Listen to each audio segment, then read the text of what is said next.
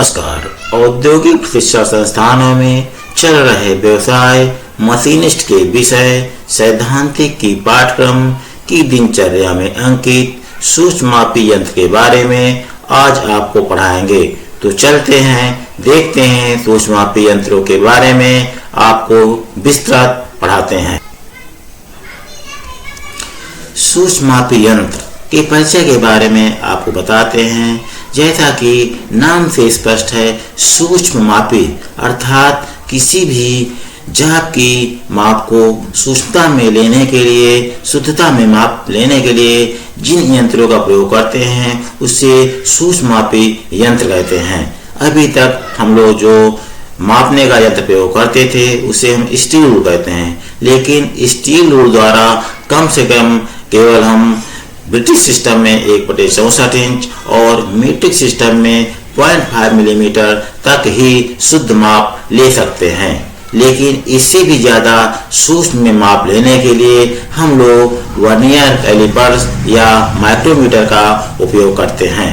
Vernier caliper द्वारा कम से कम सूक्ष्मता में हम लोग मीट्रिक सिस्टम में 0.02 मिलीमीटर तथा ब्रिटिश सिस्टम में 0.001 इंच तक की माप ले सकते हैं।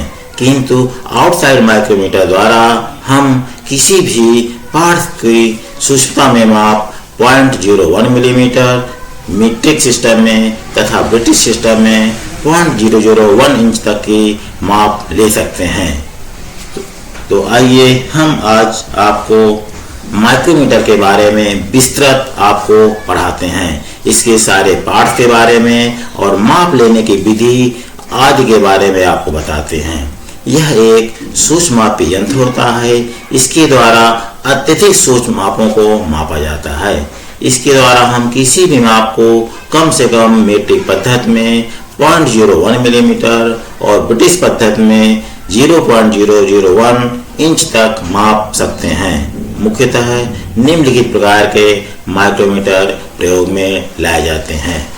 नंबर 1 है आउटसाइड माइक्रोमीटर, नंबर 2 है इनसाइड माइक्रोमीटर, नंबर 3 है स्क्रू थ्रेड माइक्रोमीटर, नंबर 4 है डेप्थ माइक्रोमीटर, नंबर 5 है डिजिट माइक्रोमीटर।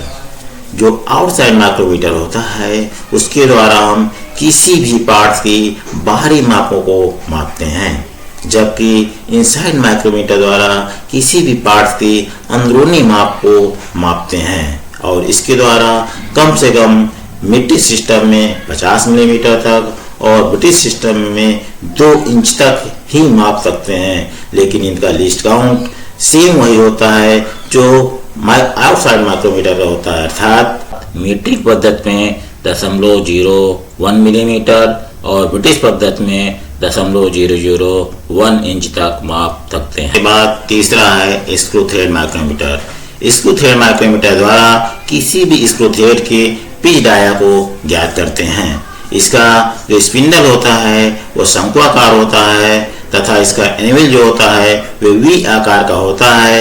उन दोनों वी आकार और शंक्वाकार आकार के बीच में स्क्रू थ्रेड को रख करके पिच डाया ज्ञात करते हैं। इसके बाद चौथा होता है डेप्थ माइक्रोमीटर। डेप्थ माइक्रोमीटर द्वारा किसी भी सुराख की गहराई या स्लॉट की गहराई को ज्ञात करते हैं। 5 डिजिट माइक्रोमीटर। डिजिट माइक्रोमीटर का मतलब होता है कोई भी माप हम लेते हैं तो उसमें डिजिट आ जाती है, अर्थात जो माप होती है वो लिख करके आ जाती है, उसमें हमें कोई भी रीडिंग निकालनी नहीं पड़ती, स्वतः ही आ जाती है।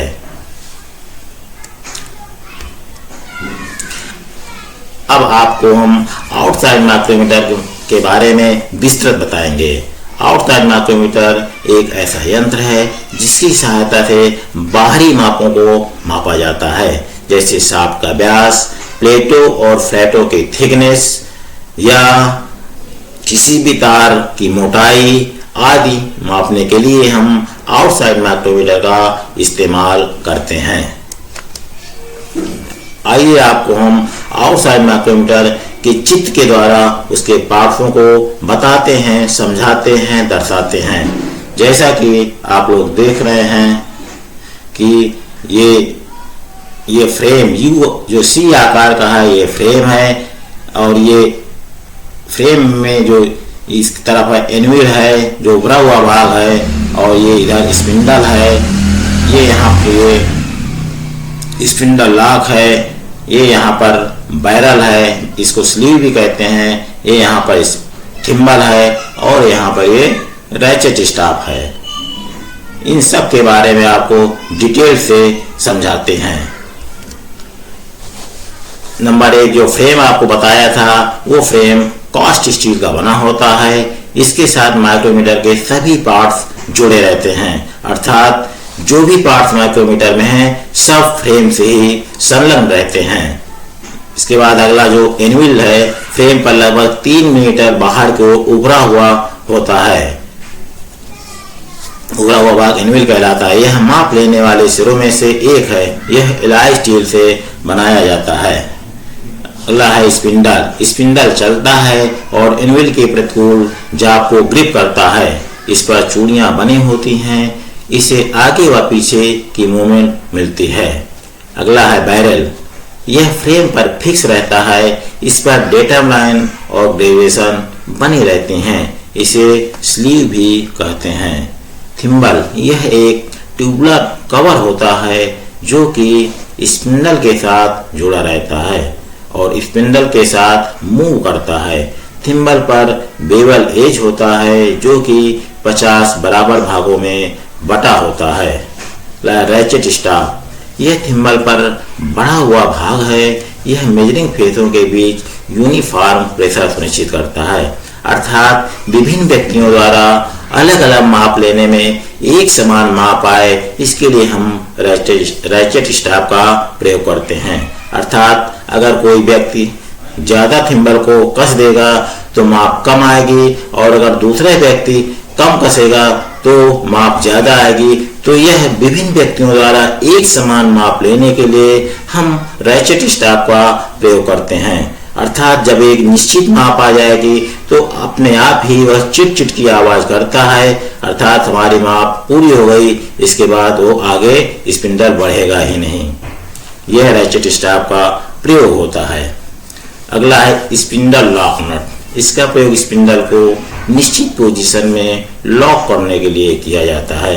अर्थात अगर हम कोई भी माप लेते हैं तो स्पिंडल लॉक नट से लॉक कर देंगे तो रीडिंग कम या ज्यादा नहीं होगी, जिससे माप में कोई अंतर नहीं आएगा। इसके बाद आता है माइक्रोमीटर का कार्य करने का सिद्धांत, अर्थात माइक्रोमीटर किस सिद्धांत पर कार्य करता है। माइक्रोमीटर स्क्रू और नट के सिद्धांत पर कार्य करता है। एक चक्र के दौरान इसके स्पिंडल की लंबाई के मूवमेंट स्क्रू के पिच के बराबर होती है। पिच की दूरी या उसके भाग तक स्पिंडल के मूवमेंट को बैरल और थिम्बल पर सही मापा जा सकता है। मीट्रिक माइक्रोमीटर में स्पिंडल पर 0.5 मिलीमीटर पिच वाली थ्रेड्स होती हैं। इस प्रकार थिम्बल के एक चक्कर में स्पिंडल 0.5 मिलीमीटर आगे बढ़ता है। बैरल पर एक 25 मीटर लंबी डेटम लाइन बनी होती है। इस लाइन पर पूरे मिलीमीटर और आधे मिलीमीटर के निशान बने होते हैं। थिम्बल के बेवल एज की परिधि को 50 बराबर भागों में बांटा जाता है। इसलिए थिम्बल के एक डिवीजन की मूवमेंट 0.01 मिलीमीटर होती है। इस प्रकार आउटसाइड माइक्रोमीटर का लीस्ट काउंट 0.01 होता है। अर्थात जो लीस्ट काउंट निकाला जाता है, इसका जो फार्मूला होता है वो होता है अल्पतमांक बराबर पिच बटे थिम्बल पर बने खानों की संख्या। अर्थात पिच का मतलब होता है थिम्बल को हम एक चक्कर घुमाएंगे तो उसका स्पिंडल कितना आगे बढ़ता है। तो जब हम थिम्बल को घुमाते हैं तो उसका स्पिंडल 0.5 मिलीमीटर आगे बढ़ता है। अर्थात इसके द्वारा पिच 0.5 मिलीमीटर आया और जो थिम्बल पर खाने बने रहते हैं वो 50 बने रहते हैं, अर्थात 0.5 बटे 50। इस तरह से इसका जो अल्पतमांक है वह 0.01 निकल आता है। आउटसाइड माइक्रोमीटर में रीडिंग लेना। आउटसाइड माइक्रोमीटर से किस तरह रीडिंग ली जाती है, आइए हम इसके बारे में आपको समझाते हैं। रीडिंग लेते समय पहले हम पूरे मिलीमीटर को, फिर आधे मिलीमीटर को और बाद में थिम्बल डिवीजन को देखा जाता है। 0.5 मिलीमीटर से कम रीडिंग को थिम्बल डिवीजन के द्वारा खोला जाता है। रीडिंग लेने से पहले माइक्रोमीटर की शून्य त्रुटि अवश्य चेक कर लेनी चाहिए। अगर हम शून्य त्रुटि नहीं चेक करेंगे तो जो भी माप लेंगे वो गलत आएगी। इसलिए सबसे पहले हम माइक्रोमीटर की शून्य त्रुटि अवश्य चेक कर लेते हैं। रीडिंग लेते समय निम्नलिखित मान अवश्य ध्यान में रखने चाहिए।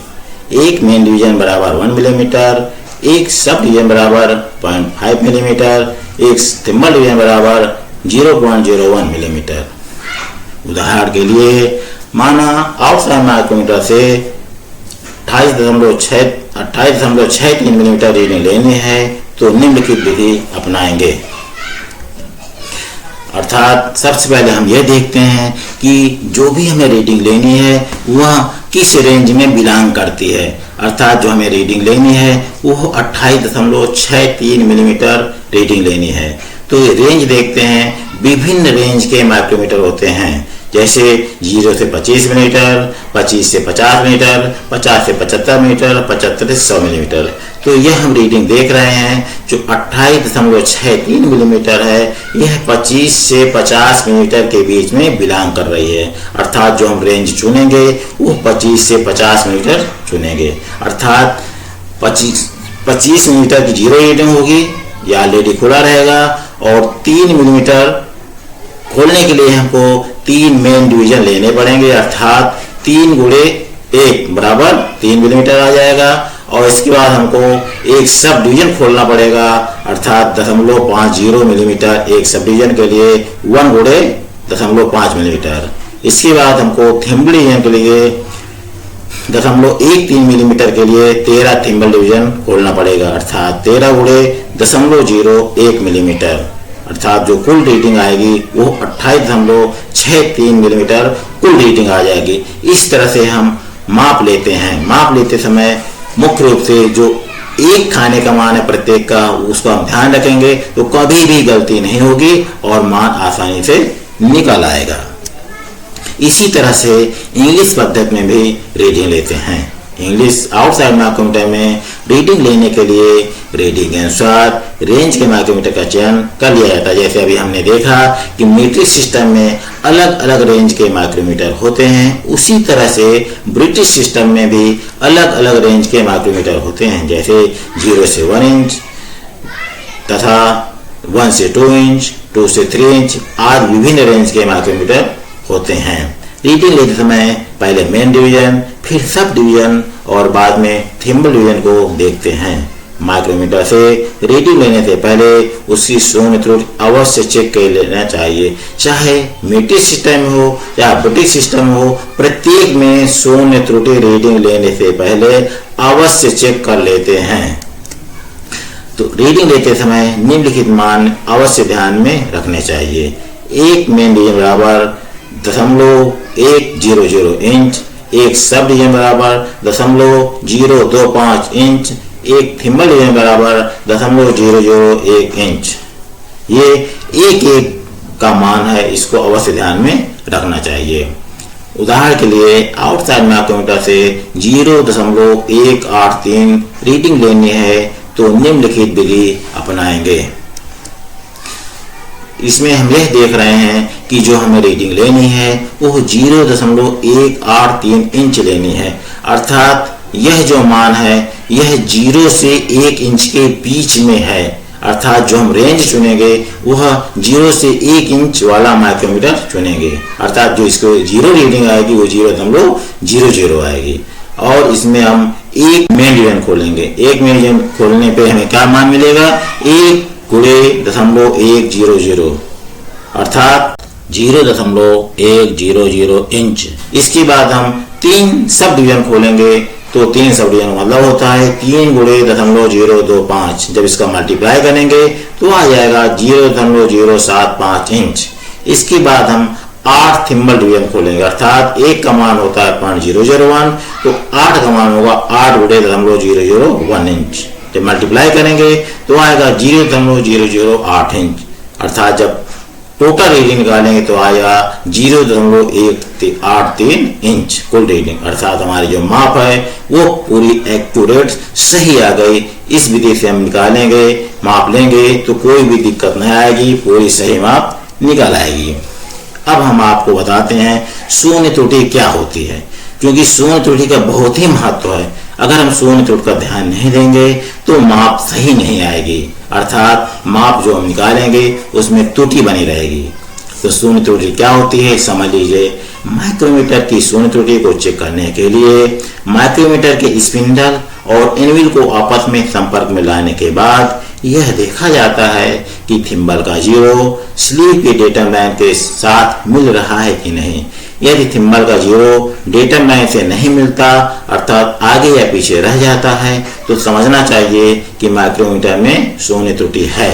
लेकिन अगर थिम्बल का जीरो डेटम लाइन के सीध में रहता है तो फिर माइक्रोमीटर की कोई शून्य त्रुटि नहीं रहती, अर्थात हमारा माइक्रोमीटर पूरी तरह से सही रहता है, उसमें कोई दिक्कत नहीं है। लेकिन अगर आगे या पीछे निकल जाता है तो इसका मतलब उसमें शून्य त्रुटि है। अब यह शून्य त्रुटि जो होती है यह दो प्रकार की होती है। एक होती है धनात्मक त्रुटि। धनात्मक त्रुटि में यदि थिम्बल का जीरो स्लीव की डेटम लाइन से पीछे रह जाता है तो धनात्मक त्रुटि होती है। रीडिंग लेने के बाद कुल रीडिंग में इस त्रुटि को घटाने पर सही रीडिंग आ जाती है।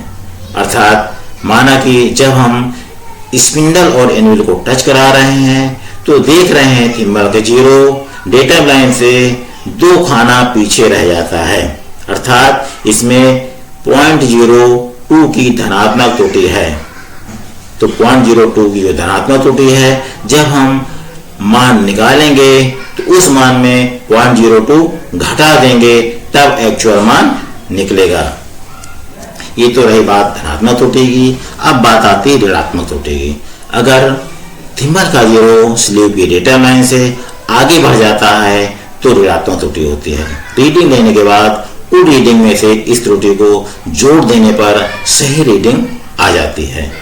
माना कि जब हम एनविल और स्पिंडल को आपस में टच करा रहे हैं तो देख रहे हैं थिम्बल का जीरो डेटम लाइन से 3 खाने आगे निकल गया, अर्थात इससे यह सिद्ध हो रहा है कि हमारे माइक्रोमीटर में 0.03 की ऋणात्मक त्रुटि है। तो जब हम एक्चुअल मान निकालेंगे तो उसमें हम 0.03 जोड़ देंगे तब कुल सही रीडिंग आ जाएगी। इस तरह से हमने शून्य त्रुटि के बारे में जाना, समझा विस्तार से। इसके बाद हम देखते हैं टेस्ट पीस क्या होता है, क्योंकि टेस्ट पीस का जानना बहुत आवश्यक है। अगर माइक्रोमीटर 0 से 25 मिलीमीटर का है या ब्रिटिश में 0 से 1 इंच रेंज का है तब टेस्ट पीस की कोई आवश्यकता नहीं पड़ती है। लेकिन अगर माइक्रोमीटर मीट्रिक सिस्टम में 25 से 50 मिलीमीटर का है या 50 से 75 मिलीमीटर का है या 75 से 100 मिलीमीटर का है तो उसमें टेस्ट पीस की आवश्यकता पड़ती है। यह कब आवश्यकता पड़ती है? जब हमको शून्यांक त्रुटि निकालना होता है। अर्थात अगर 0 से 1 इंच का है माइक्रोमीटर तब तो हम स्पिंडल और एनविल को आपस में मिलाएंगे तो टच कर जाएगा। लेकिन अगर 1 से 2 इंच का माइक्रोमीटर है तो चूंकि 1 इंच ऑलरेडी खुला रहेगा तो टच कराने को मिलेगा नहीं। तो इसके लिए क्या करते हैं, 1 इंच का टेस्ट पीस एनविल और स्पिंडल के बीच में रख करके तब हम शून्य त्रुटि चेक करते हैं। उसी तरह से मीट्रिक सिस्टम में अगर 25 से 50 मिलीमीटर का माइक्रोमीटर है तो 25 मिलीमीटर का टेस्ट पीस एनविल और स्पिंडल के मध्य रख करके तब हम शून्य त्रुटि चेक करते हैं। इसलिए टेस्ट पीस का बहुत ही महत्व है, इसके बारे में जानना अति आवश्यक है। इस तरह से हमने आज आपको आउटसाइड माइक्रोमीटर के बारे में विस्तार से पढ़ाया, उसके पार्ट्स दिखाए, माइक्रोमीटर का चित्र दिखाए, उसके द्वारा आपको समझाया और आउटसाइड माइक्रोमीटर कार्य सिद्धांत भी पढ़ाया पूरा विस्तार से, तथा आउटसाइड माइक्रोमीटर से किस तरह से रीडिंग लेते हैं आपको उदाहरण दे करके हमने समझाया और उसके शून्य त्रुटि के बारे में हमने पूरा विस्तार समझाया कि शून्य त्रुटि क्या होती है, शून्य त्रुटि कितने प्रकार की होती है हमने आपको बताया। धनात्मक त्रुटि होती है, ऋणात्मक त्रुटि होती है। धनात्मक त्रुटि होती है तो जितनी भी धनात्मक त्रुटि होती है उसको घटा देते हैं, ऋणात्मक त्रुटि होती है उसको हम जोड़ देते हैं, तब एक्चुअल मान प्राप्त होता है। अब बात आती है संदर्भ की।